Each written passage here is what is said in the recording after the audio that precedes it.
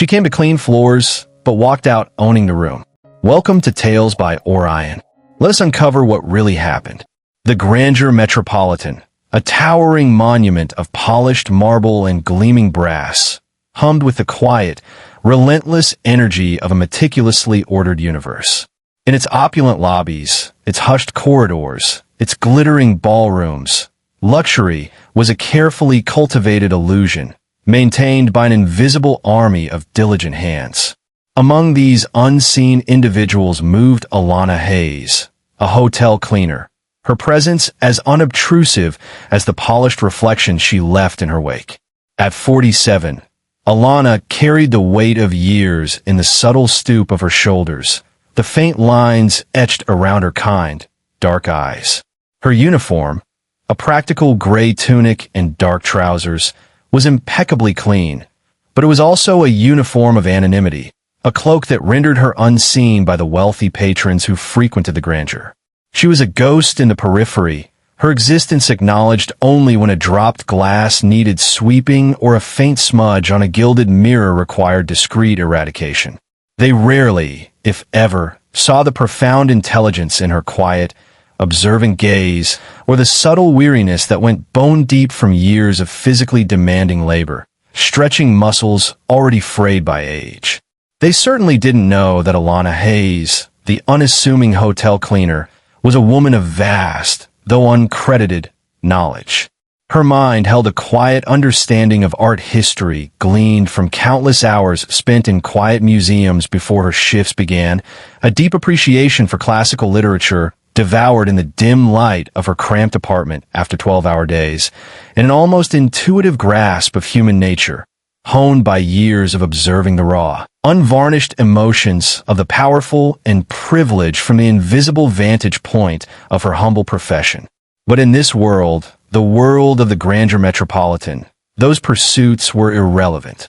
Here, her value was measured in the gleam of the marble floors, the dust-free surfaces of antique furniture, the pristine appearance of the executive lounge's countless, often abused, amenities. She accepted her role with a quiet stoicism, a dignity that was born of necessity. Her family, a distant, struggling network in a country ravaged by economic downturn, depended on her meager earnings. Every floor she mopped, every toilet she scrubbed, every spill she meticulously cleaned was a small, silent act of love, of duty, a contribution to a future she might never see, but for which she was fiercely, unwaveringly committed. She had once dreamed of a different life, of a career in academia, of contributing to the grand tapestry of human knowledge, of traveling to see the great masterpieces of the world. But life, with its cruel, indifferent twists, had derailed those dreams. A family tragedy, a devastating economic collapse in her homeland, and the sudden, crushing weight of responsibility for aging parents and ailing younger siblings had forced her to trade her scholarly pursuits for a cleaning card, her intellectual ambitions for the practical realities of survival. She rarely spoke of her past, not even to her few colleagues. It was a locked room within her, filled with ghosts and what-ifs, a place too painful to revisit. So, she moved through the glittering world of the Grandeur Metropolitan, a silent philosopher, charting the orbits of the privileged, her own star long since fallen, or so it seemed. She cleaned their messes, absorbed their casual cruelties and careless condescensions with a quiet resilience, her true self hidden beneath layers of practiced invisibility, a secret held close, like a precious, fragile fragment of starlight. Her days were a blur of aching muscles and the rhythmic hum of the floor polisher, her nights a quiet vigil of worn textbooks and murmured conversations with the distant voices of her family, their needs a constant, driving force. This particular evening, the air in the executive lounge felt heavier than usual, charged with a subtle tension that even the soft jazz music couldn't quite smooth over. A powerful, unyielding presence had entered the room, shifting its delicate equilibrium, and Alana, with her heightened senses, felt it acutely. It was about to be a long night, filled with unspoken demands and subtle power plays. Tonight, The executive lounge was particularly vibrant, filled with the loud, boisterous chatter of the city's most influential figures. Among them, commanding attention with his imposing presence, was Julian Thorne, CEO of Thorne Industries, a global titan renowned for his aggressive business strategies and his equally aggressive pursuit of perfection.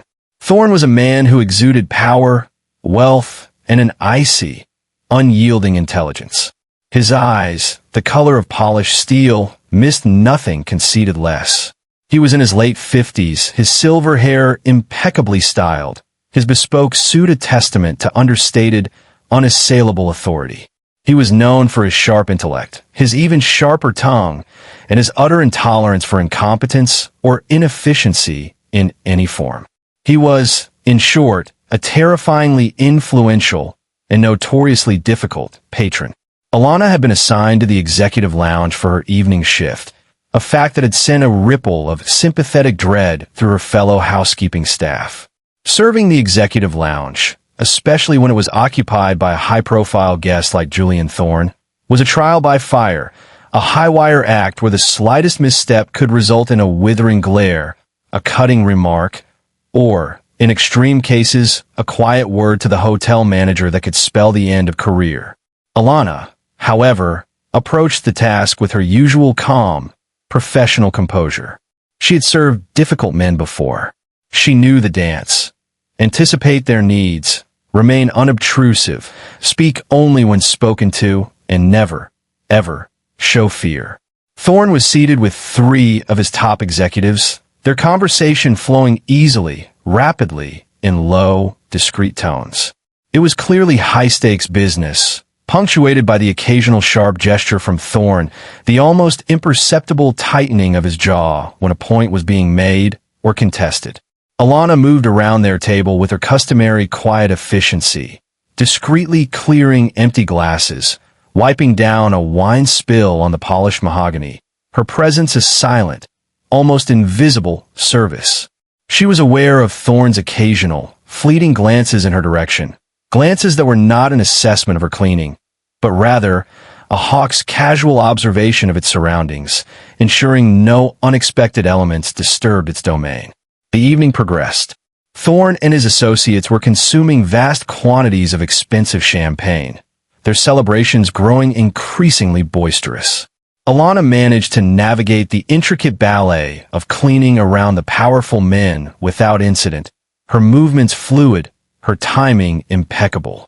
She even, on one occasion, anticipated Thorne's need for a fresh, damp cloth to wipe his hands before he had even consciously registered it himself, a small act of preemptive service that earned her a brief, almost surprised, flicker of acknowledgement in his icy eyes.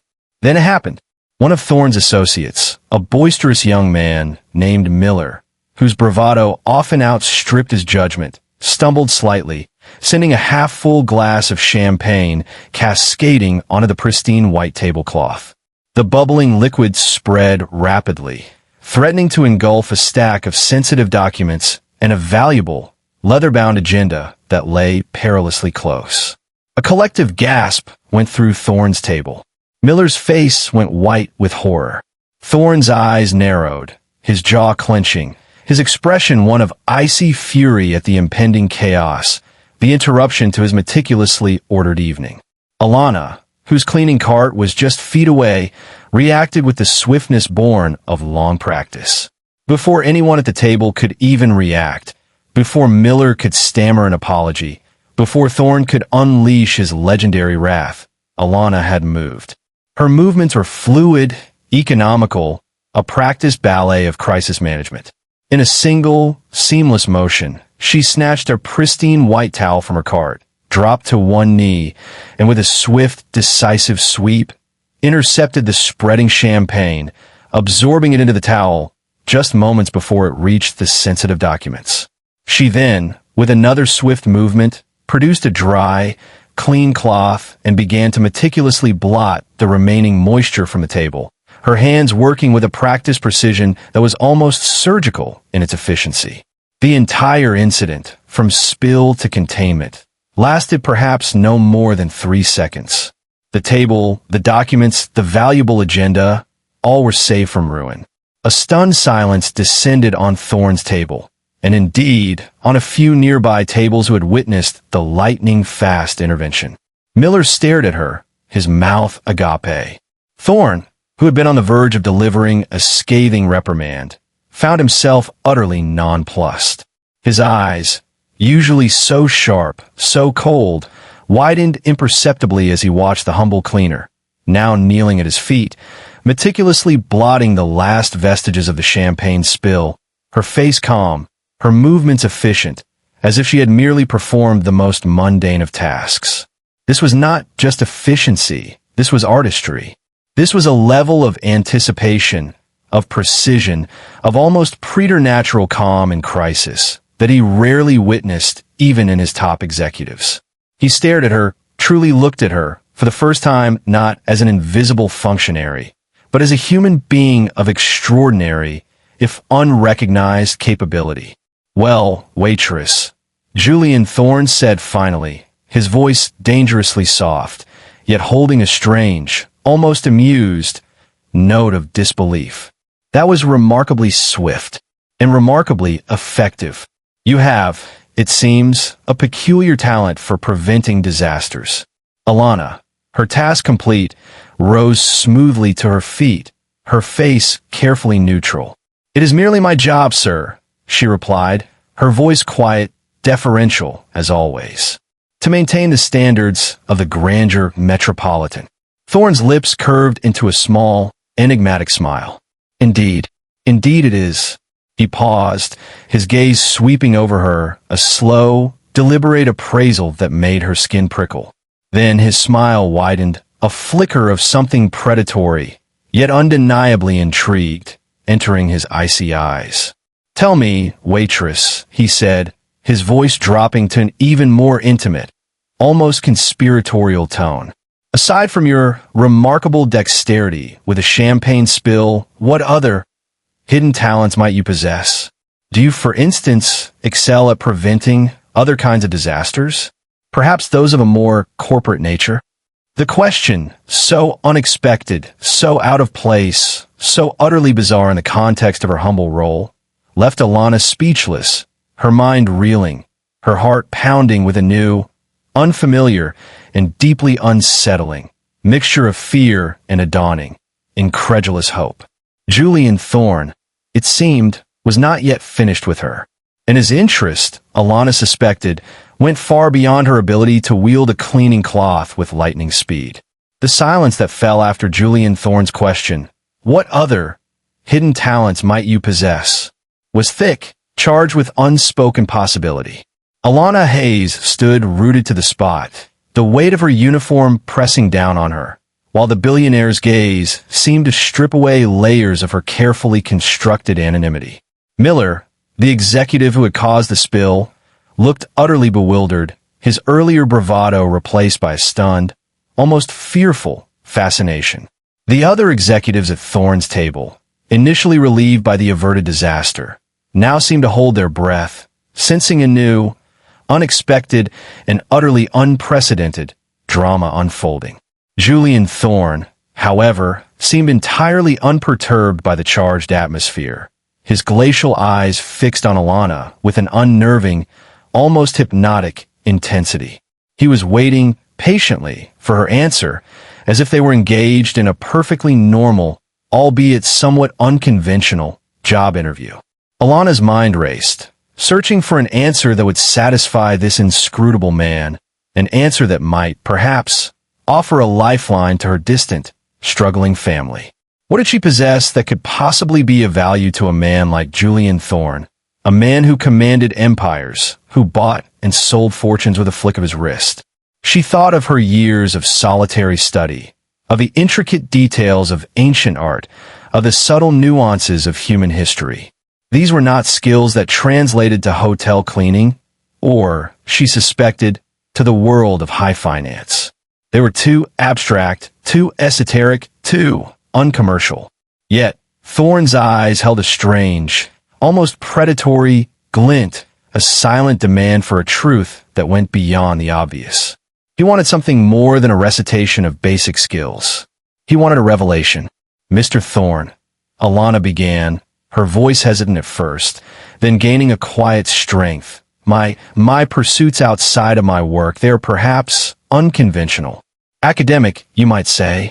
I have a deep interest in patterns, in the hidden meanings within complex structures, in the history of human ingenuity, in art. She braced herself for Thorne's scoff, for the inevitable dismissal of such esoteric knowledge as utterly useless in the practical world. But Thorne's expression remained unreadable, his gaze unwavering. Art, Mademoiselle Hayes? Thorne purred, a faint, almost imperceptible smile touching his lips. How fascinating. Do go on. Alana, emboldened by the lack of immediate contempt, found herself speaking with a passion she rarely allowed herself to display. She spoke of the hidden symbols in Renaissance paintings, of the mathematical precision underlying ancient architecture, of the way disparate cultures, across millennia, had often arrived at similar solutions to complex problems simply by observing patterns, by understanding fundamental principles.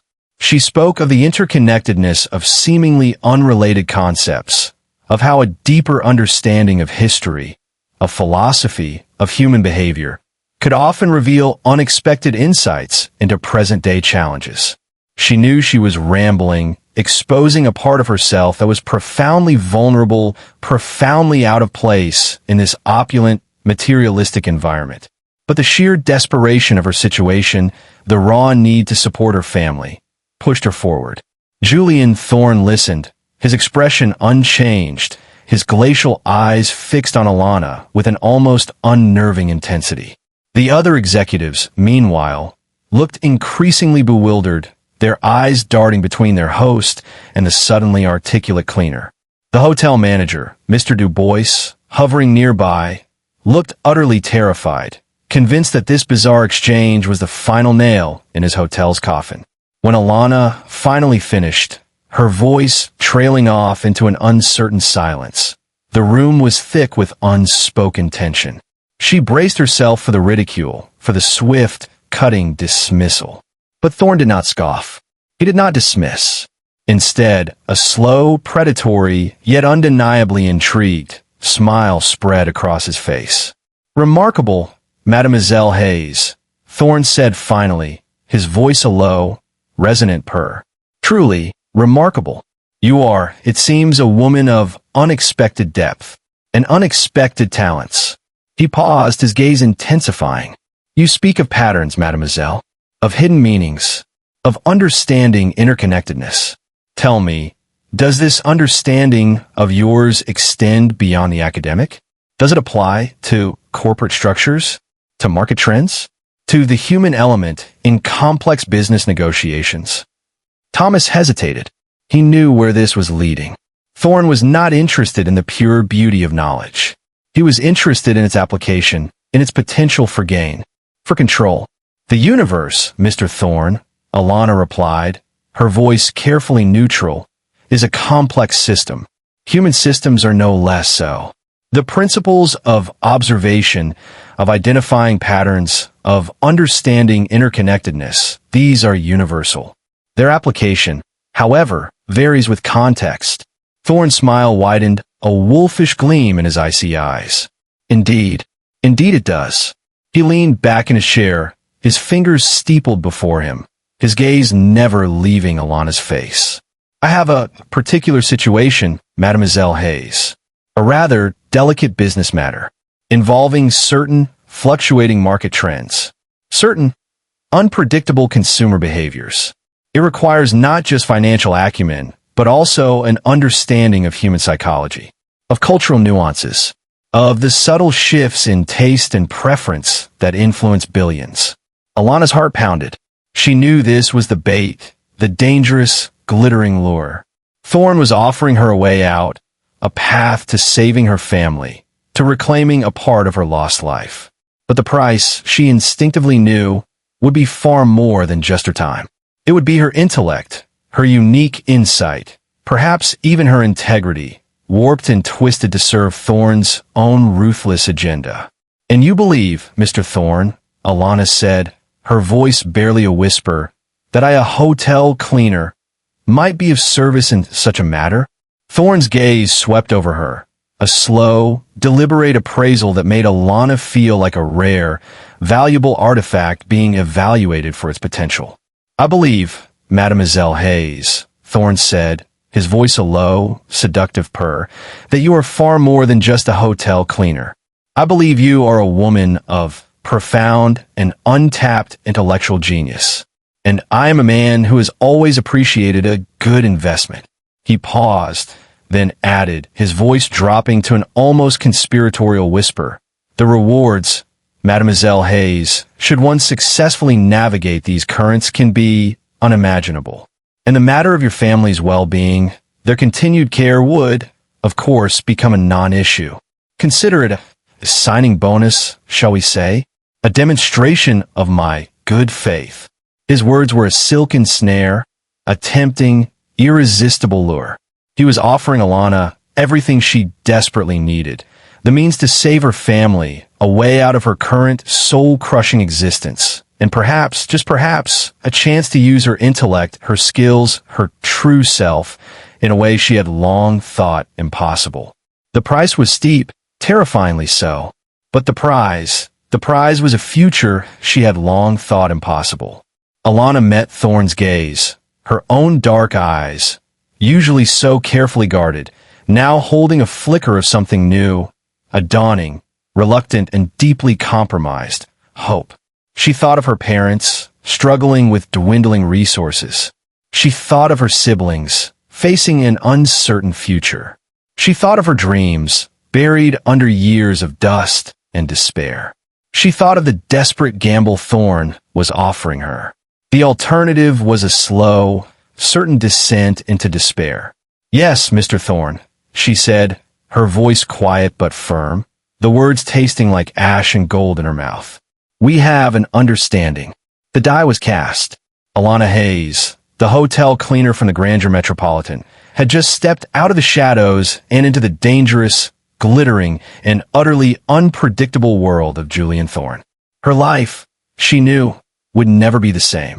The swiftness with which Julian Thorne acted was breathtaking, a testament to his immense power and the almost terrifying efficiency of his global network. Within hours of Alana's reluctant agreement, Thorne's private jet, a sleek, black, unmarked marvel of engineering, was dispatched to Alana's remote homeland, a country ravaged by economic downturn.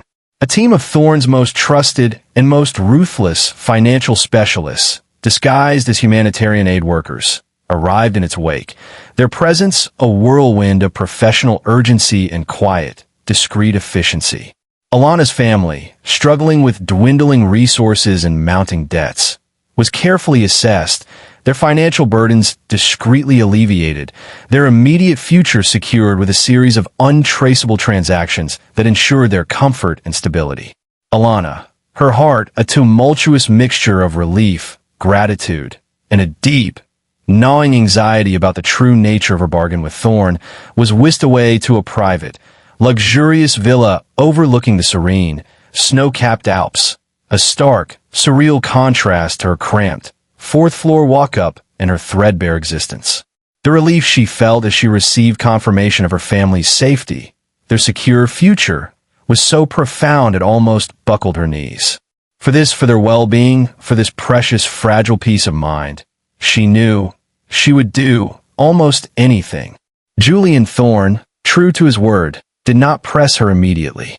He allowed her a few days to absorb the seismic shift that had just occurred in her life, to acclimate to her new, opulent surroundings, to understand the true extent of the resources now at her disposal. He communicated with her through his impeccably discreet personal assistant, Ms. Albright, a woman whose cool, efficient demeanor, Alana noted, reminded her uncannily of Ms. Evangeline Holloway from another, equally improbable tale, who arranged for Alana's every need, her every comfort. Then, the summons came. A simple, elegantly embossed card, delivered by a liveried chauffeur. Mademoiselle Hayes, Mr. Thorne requests the pleasure of your company for dinner this evening. 7 o'clock. His private residence. His private residence. Not a neutral hotel suite. Not a discreet business office. his home. The implication was clear. The time for pleasantries for settling in was over. The true nature of their understanding was about to be revealed. Alana dressed for her dinner with Julian Thorne with a sense of trepidation that bordered on dread. The luxurious villa, with its silk sheets and its panoramic views of the Alpine peaks, felt like a gilded cage, a temporary holding cell before her true sentence was pronounced. She had no illusions about the nature of this dinner. It was not a social engagement. It was a summons, a prelude to the fulfillment of her side of their dark, unspoken bargain. She chose an outfit that was both elegant and understated, a simple, dark blue silk dress she had received as a gift from the concierge staff at the Grandeur Metropolitan before her departure, a gesture of quiet camaraderie. It was professional, yet it felt oddly stiff, confining on her body. She wore minimal adornment, her quiet dark eyes, her most striking feature, holding a mixture of anxiety, determination, and a carefully concealed intelligence. Julian Thorne's private residence was not what she had expected. It was not a modern, sterile glass and steel monstrosity, but an old, rambling chalet nestled high in the mountains, its weathered wooden beams and stone fireplaces exuding an air of rustic, almost melancholic charm. The interior, however, was a surprising blend of old-world elegance and cutting-edge technology, a space that was both intimate and undeniably powerful, much like the man himself. Thorne greeted her not in a formal drawing room, but in a vast, book-lined study, a fire roaring in a massive stone hearth, casting dancing shadows on the richly paneled walls. He was dressed casually, in a dark cashmere sweater and tailored trousers, yet he seemed no less formidable, no less in command, than he had in his bespoke suit at the Grandeur Metropolitan. "Alana," he said, his voice a low, resonant purr, his use of her first name a subtle, yet significant shift in their dynamic. "Welcome. Please come in. Make yourself comfortable." He gestured towards a deep leather armchair near the fire. Comfortable. The word seemed a cruel irony in this charged, uncertain atmosphere. Alana sat, her posture erect, her hands clasped tightly in her lap. Thorne poured them both a snifter of amber-colored liquid from a crystal decanter. Brandy, she presumed, expensive, potent.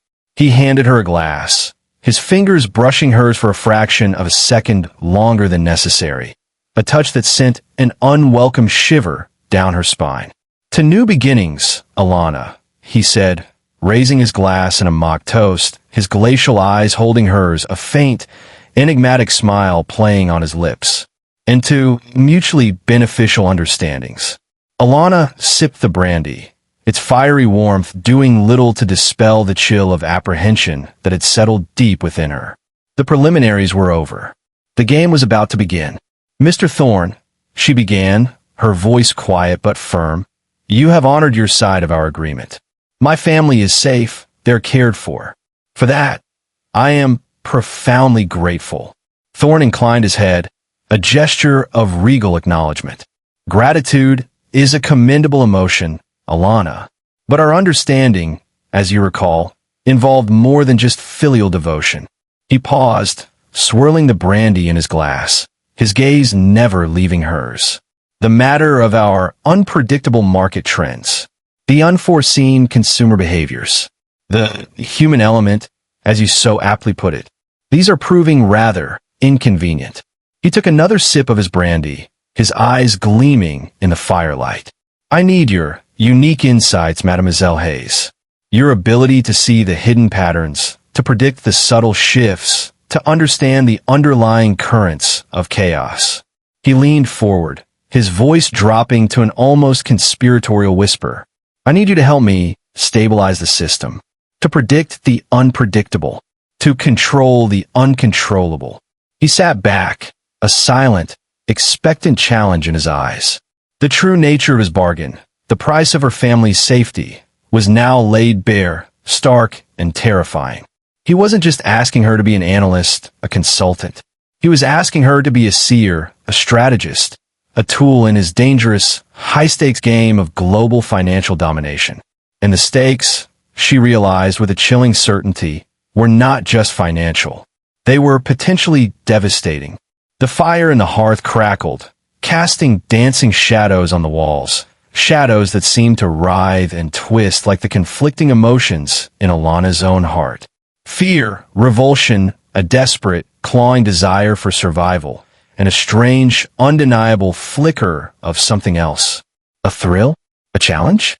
A recognition of the abyss that lay before her, and a perverse, terrifying curiosity to see if she could navigate its treacherous depths, and perhaps, just perhaps, emerge not just unscathed, but transformed. The choice, as always, was hers. But the options, as always, were stark and unforgiving. Alana Hayes, the former hotel cleaner, sat in the vast, firelit study, the weight of Julian Thorne's proposition pressing down on her.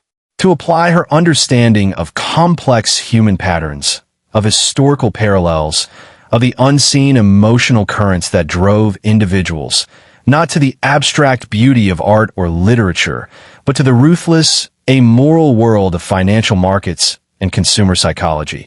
It was a perversion of her true calling, a prostitution of her intellect. Yet, her family's fragile well-being, their continued survival, hung in the balance, a desperate, undeniable hostage to Thorne's demands. "Mr. Thorne," Alana began, her voice steady, though her heart hammered against her ribs. "What you are asking, it is beyond the scope of conventional analysis. It involves anticipating human irrationality, geopolitical shifts, even acts of God. There is no simple algorithm for such chaos." Thorne's lips curved into that familiar, chilling smile. "Precisely, Alana. And that is where your unconventional talents come into play. Your ability to see the patterns others miss, to discern the subtle forces that shape the seemingly random, to predict the unpredictable. I am not interested in conventional analysis. I am interested in leverage, in control, in winning." He leaned forward, his voice a low, seductive purr. "And the rewards, my dear Alana, are commensurate with the challenge. Successfully assist me in navigating these turbulent markets, and your family's comfort will be guaranteed for the rest of their days. You, yourself, will be compensated beyond your wildest imaginings. Enough to pursue those art history ambitions you harbor. Enough to reclaim the life that was so unfairly taken from you." He paused, his gaze intensifying. "You understand what I'm offering, don't you, Alana? A chance to escape the drudgery of your past. To use your formidable intellect not for cleaning floors, but for shaping futures. To play a game with stakes so high, the very air around you crackles with adrenaline." Alana felt a cold wave of revulsion, but beneath it, a desperate, undeniable flicker of temptation. To be free, to study, to finally fulfill the promise of her own intellect. The price was her soul, perhaps, but the prize was a future she had long thought impossible. "And what if I fail, Mr. Thorne?"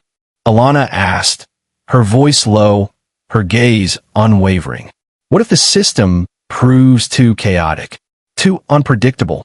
Thorne shrugged, a gesture of elegant, dismissive indifference.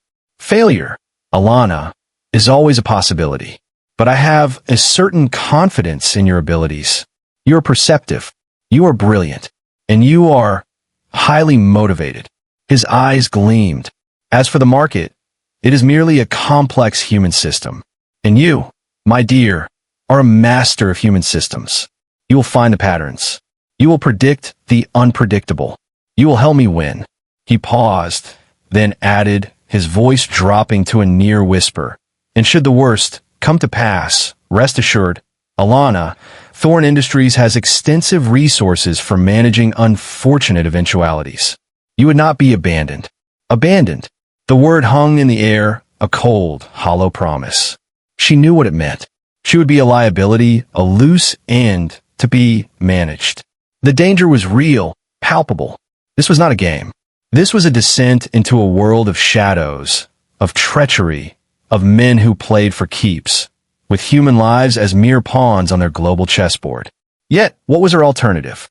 To return to the soul-crushing anonymity of the grandeur metropolitan, to a life of quiet desperation, her dreams slowly withering, her family's future hanging by a thread, to allow Julian Thorne to save her family, and then to walk away, forever indebted, forever haunted by the ghost of what might have been? No, that was not Alana Hayes. She had faced adversity before. She had survived. She had endured. And within her, beneath the layers of quiet composure, of practiced deference, lay a core of steel, a fierce, unwavering resilience that had been forged in the crucible of loss and hardship. She looked at Julian Thorne, at his cool, calculating eyes, at the predatory smile that played on his lips. He saw her as a tool, an asset to be exploited. But perhaps he had underestimated her. Perhaps the quiet cleaner, the forgotten scholar, possessed a strength, an intelligence, a cunning, that even he, with all his power, all his resources, had not yet fully comprehended. "Mr. Thorne," Alana said, her voice quiet but firm, a new, almost dangerous, light dawning in her quiet dark eyes. "I will consider your proposal. Under certain conditions."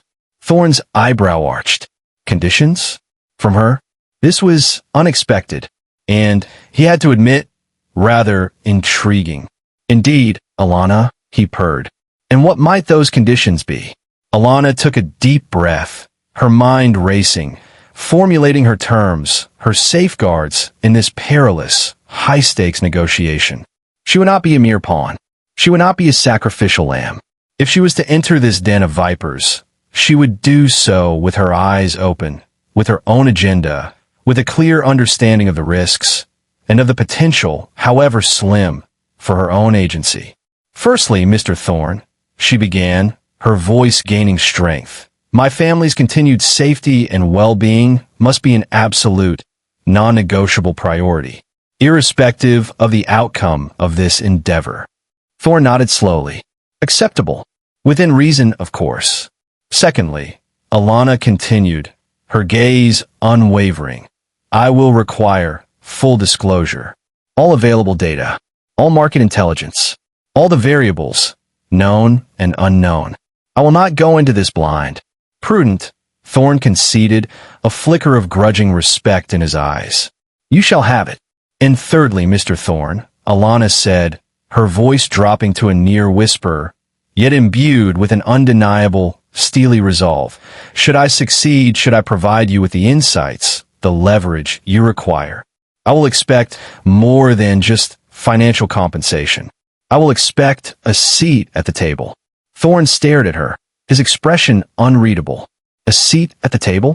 What did she mean? "Explain yourself, Alana," he commanded, his voice a low, dangerous growl. Alana met his gaze, her own eyes burning with a fierce, unexpected fire. "I mean, Mr. Thorne," she said, her voice clear, unwavering, "that I will not be your disposable asset. If I am to risk my integrity, my very self, for your financial gains, then I expect to be treated not as a tool, but as a partner. A junior partner, perhaps, but a partner nonetheless. With a voice, with a stake, with a future that is not solely dependent on your continued benevolence." The sheer, unadulterated audacity of her demand left Julian Thorne, for the second time in their acquaintance, utterly, completely speechless. This quiet, unassuming hotel cleaner, this desperate, vulnerable scholar, was not just negotiating for her survival. She was negotiating for her power.